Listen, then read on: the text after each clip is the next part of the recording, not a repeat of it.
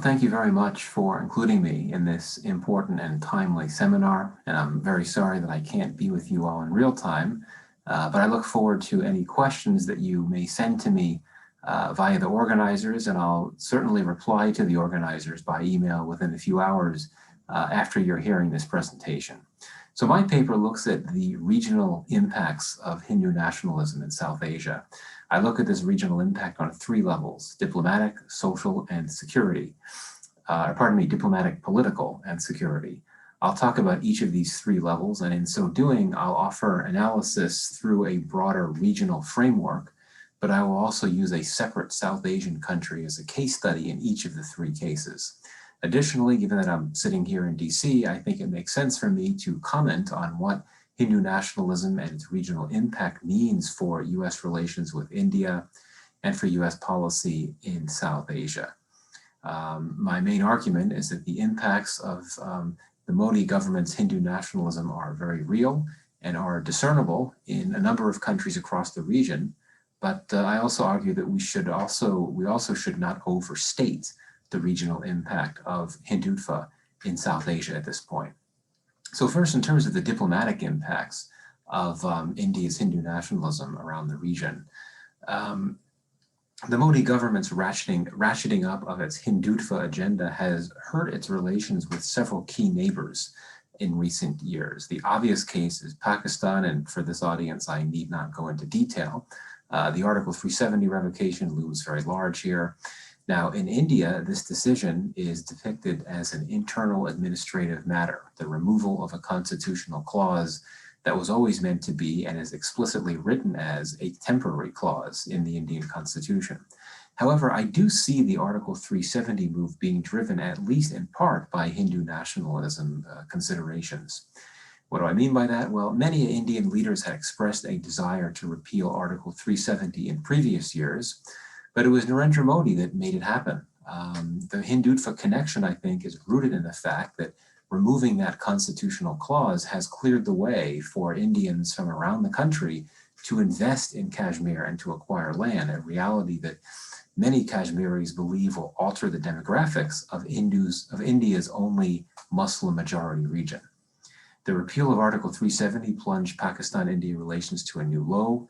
Relations were already bad after the 2 nearly went to war several months earlier, and yet relations fell into an even deeper crisis after the revocation of Article 370. The Article 370 repeal has generated a major obstacle for dialogue. Pakistan has suggested that it won't have a formal dialogue with India unless Article 370 is reversed. Unless the revocation of Article 370 is reversed. India is unlikely to agree to that.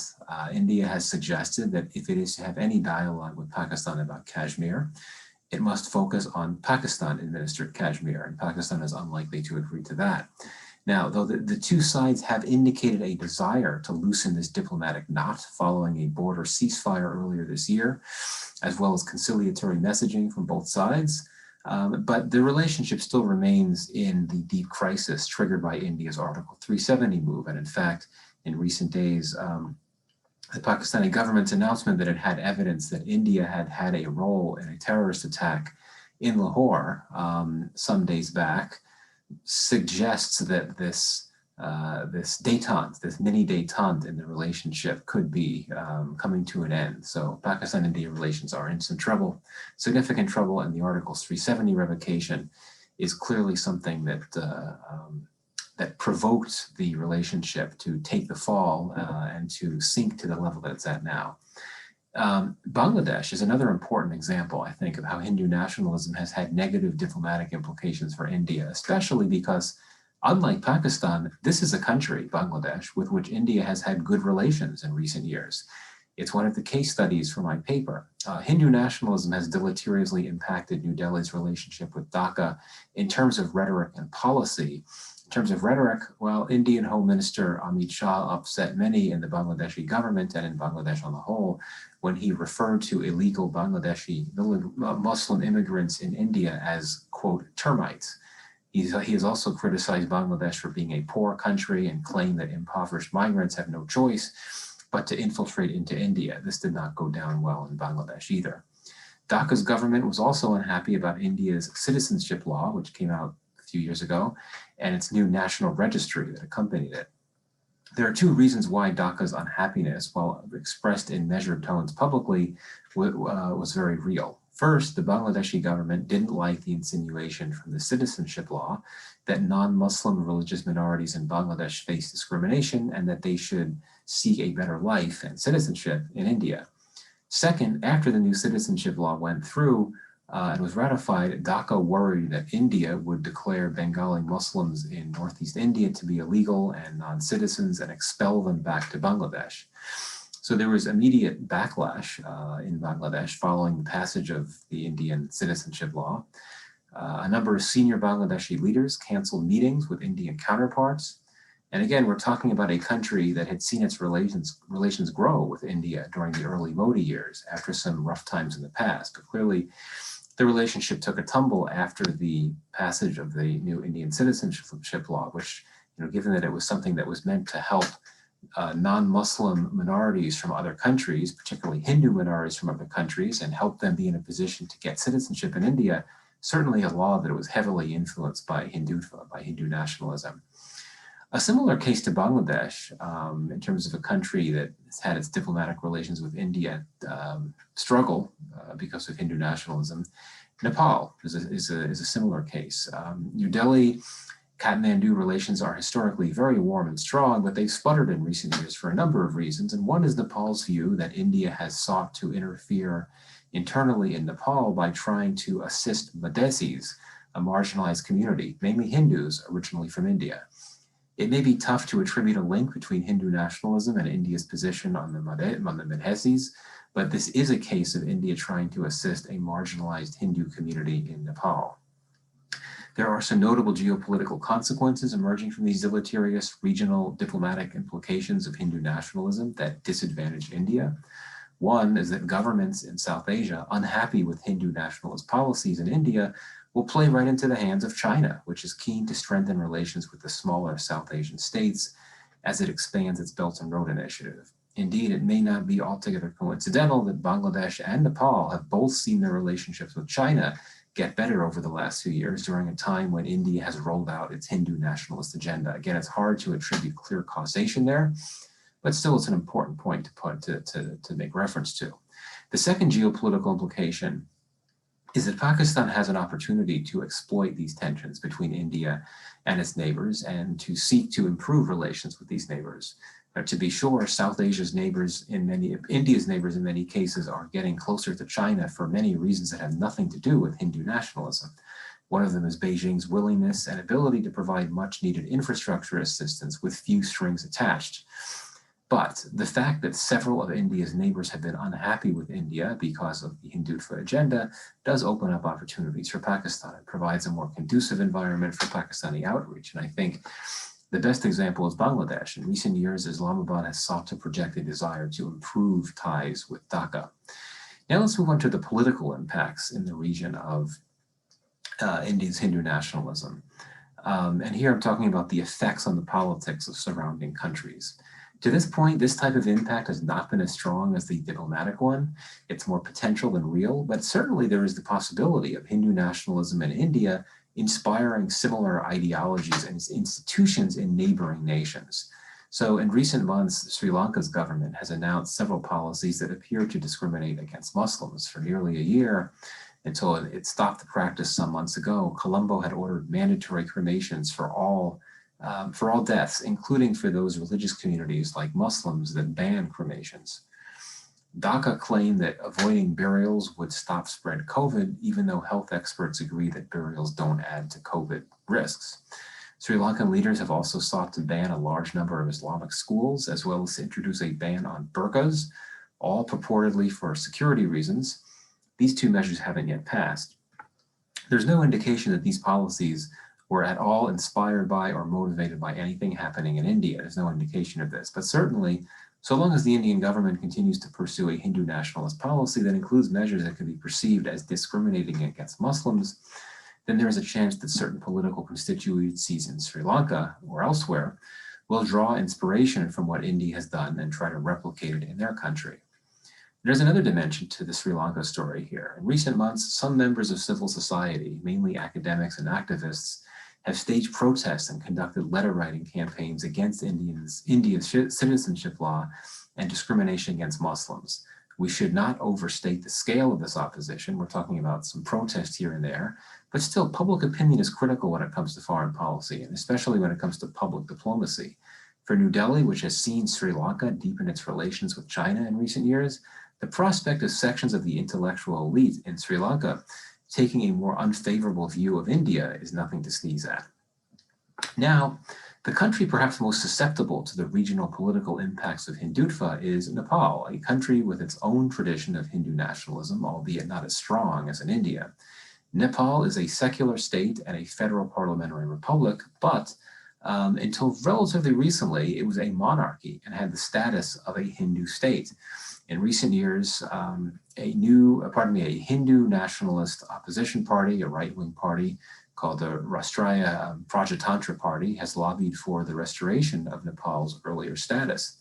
Now, the RPP is not a political behemoth by any means. It's traditionally fared poorly in the polls, but it has sought to capitalize on the growing unpopularity of Prime Minister Oli in Nepal, who belongs to the Communist Party and must hold elections by late this year.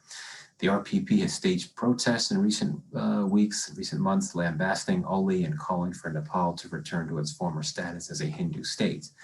Now, there is no known evidence, I emphasize there is no known evidence that the Modi government or the ruling BJP has played any role in the RPP's activities. There are, as I understand it, there are Indian Hindu nationalist groups, including the RSS and Shiv Sena, that either have a presence in Nepal or otherwise have sought to promote Hindu nationalism in Nepal. And there have been some senior Indian officials that have openly called for Nepal to become a Hindu state. None other than Yogi Adityanath, the chief minister of Uttar Pradesh, and someone who is described by some people as a possible prime minister candidate and successor to Modi. He has said that he hopes Nepal will become a Hindu state again. Now, all this said, Nepal may not be receptive to this encouragement. And in fact, Shiv Sena's Nepal branch has warned India not to meddle in these internal matters. Nonetheless, if there's one country outside India where the Hindutva agenda can potentially have a major political impact, it's Nepal, a Hindu majority country that features multiple Hindu, Nepal is a Hindu majority country that features a Hindu nationalist political party, has traditionally close ties to India, and also has a deeply unpopular political leadership regarded by many of its critics as the epitome of the failures of a secular republic. Hindu nationalist commentators in India have been playing up the strength of the RPP in Nepal, and they excoriate Oli's performance, a possible attempt to find common cause with the anti-government Hindu nationalists in Nepal, and essentially their Hindu nationalist brethren in Nepal. So now let's move to the security impacts of India's Hindu nationalism in South Asia. For the most part, the regional security impacts of India's Hindu nationalism, much like political implications, are more potential than real. However, the last 2 years have highlighted how India's neighbors can experience the destabilizing effects of Hindu nationalist policies in India. In 2020, Afghanistan, one of India's closest partners in South Asia, witnessed anti-India protests that rallied against India's treatment of Muslims. They were relatively small and largely peaceful, but by contrast, in March, large crowds took to the streets in Bangladesh to protest against Modi while he was in Dhaka to participate in commemorations marking Bangladesh's 50th birth anniversary. The protest, led by the hardline Islamist group Hefazat-e-Islam, turned violent when police firing killed at least 13 Hefazat members. Protesters attacked Hindu temples, a train, a police station, and government buildings in Bangladesh. There's a very real risk that in the Muslim majority countries of South Asia, hardline Islamist groups, whether Hefazat or more global organizations with presences in these groups like Hizb ut-Tahrir, will try to exploit Hindu nationalism in India and use it as a spark for large protests that could turn violent. There are also potential internal security threats for India. The anti-Muslim rhetoric and discriminatory policies often associated with Hindu nationalism can pose a radicalization risk among Indian Muslims.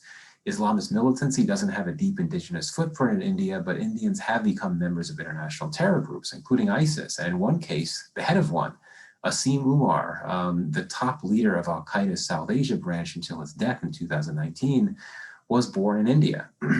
Additionally, some years ago, Indian Islamist extremists formed a group called Indian Mujahideen, IM, that staged a number of attacks in India before Indian officials cracked down hard on it. Experts believe that IM recruited people by exploiting grievances about injustice and economic inequality, the very problems faced by many Indian Muslims today. The most worrisome potential regional security impact of Hindu nationalism, I think, relates to Pakistan. And this is a case study in the paper too. During its time in power, the Modi government has repealed Article 370, as noted earlier, a move likely linked to Hindu nationalism, and it has issued threats more frequently than is typical for Indian governments to, quote, take back Pakistan-administered Kashmir. Now, such threats can be linked to the views of those Hindu nationalists that believe that many of India's neighbors, including Pakistan, should belong to India. If India were to act on such impulses and make some type of move on Pakistan-administered Kashmir, India and Pakistan could be plunged into another conflict over this disputed region. Now, granted, this scenario is low probability because India has little motivation to provoke a conflict with Pakistan, with India confronting major challenges with the pandemic and its economy, not to mention a hot border with China. It beggars belief, it's very hard to believe that it would be willing to risk a fresh war with Pakistan. Additionally, the February 2020 India-Pakistan ceasefire has lowered temperatures a bit on the subcontinent, but so long as tensions remain high with Pakistan and Kashmir, so long as tensions remain high with Pakistan and Kashmir remains a disputed region, the scenario can't be ruled out entirely. Any India-Pakistan conflict runs the risk of nuclear escalation, a nightmare not just for the region, but the world. So to wrap up, just a point on the US, the impact of Indian Hindu nationalism on the US should not be overstated. This is not just because it is geographically removed from India, but also because, by definition, the phenomenon does not pose a threat to America. Hindutva, ideologically speaking, is not anti-American. Hindutva extremists do not direct their ire, much less attack Americans or US interests. This is why Hindu nationalism, despite its unsavory aspects, is unlikely to have a major impact on US-India relations, which are driven by shared concerns about China's rise and, to a lesser extent, Islamist militancy. That said, Hindu nationalism could potentially impact US interests in several problematic ways. First, if Hindutva leads to rises in communal violence, social unrest, and broader volatility in India, it could become a distraction for Indian officials and complicate their ability to work with the US on shared geopolitical goals, especially vis-a-vis China. Second, the effects of Hindu nationalism, especially concerns about discrimination and religious minority rights, could erode or risk eroding the bipartisan support in Washington for US-India relations. Progressive Democrats on Capitol Hill have been quite critical of rights issues in India over the last few years, and especially since the Article 370 revocation. Republicans, including the Trump administration, have also expressed some public criticism, but much less frequently and vociferously. Now, I would not overstate this particular potential threat to the bilateral relationship, however. Even progressive Democrats critical of Indian policy have often underscored their deep commitment to US-India relations, including most recently during India's COVID surge, when they expressed strong messages of sympathy and support and sought to help raise funds for pandemic relief. Third, if Hindu nationalism does sour public opinion toward and diplomatic relations with India in neighboring states, and this gives an opening to China and Pakistan to ramp up relations with these neighboring states, well, then this could undercut Washington's goal of trying to direct countries in the region away from engaging with China. Now, as noted above, to this point, aside from diplomatic impacts, the regional implications of the Modi government's Hindu nationalism have been relatively modest. And in fact, even the diplomatic impacts have been tempered. India's relations with its neighborhood, while frosty, have not spiraled into deep crisis. And there's several reasons why the impacts have so far been relatively modest. First, India has sought to improve regional relations. Its border ceasefire agreement with Pakistan, for example, was a big step. New Delhi's ties with Dhaka have warmed since Bangladesh's unhappy reaction to the citizenship law in 2019. Modi's visit to Bangladesh for its 50th birth anniversary celebrations was his first overseas trip since the start of the COVID pandemic. And also, in recent months, the two sides have discussed security and infrastructure cooperation. And Bangladeshi Prime Minister Sheikh Hasina has expressed a strong personal commitment to partnership with India. Additionally, India has sought to enhance relations with the neighborhood through a deeper embrace of regional organizations, especially BIMSTEC, a group that comprises as members Bangladesh, Bhutan, Nepal, and Sri Lanka. Second, to this point, India's neighbors have not embraced en masse levels the types of policies associated with Hindu nationalism, as well as the actors that could react violently to them. Despite the RPP's increasing visibility in Nepal, to this point, the group has not proven that it has the ability to make major electoral gains. Sri Lanka's government has not followed through on its plans to close down Islamic schools and to ban burqas, maybe in response to international pressure. And Bangladesh has cracked down really hard on Hafizati Islam since its deadly anti-Modi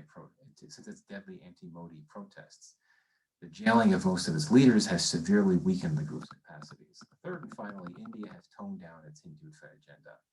After a series of big bang moves during the first part of its second term, the Article 370 revocation, the new citizenship law, the first phase of the construction of a controversial Hindu temple at the site of the mosque destroyed in 1992 by Hindu extremists who believe that the mosque was built on the ruins of an older Hindu temple. Since all these things have happened, the Modi government has been relatively quiet on this front through much of 2021. But, and I'll end here, work on the Hindutva agenda could well resume and intensify. In the coming months, the government in India will be prioritizing pandemic and economic recovery. If it falters on either or both fronts and it fears possible deleterious political consequences, New Delhi may well fall back on its social agenda in order to rally its base and strengthen political support. And this is a particularly strong possibility as India's next parliamentary elections approach in 2024. If the Modi government ramps up its Hindu nationalist agenda again, then the implications of this intensified campaign will certainly increase for the broader South Asia region. So thank you. I'll end there. Much appreciation for hearing me out and best wishes for the rest of the conference. If you have questions for me, I believe something was arranged to the organizers and they can be conveyed to me through the organizers, and I'll certainly respond to them as soon as I can. Thank you very much.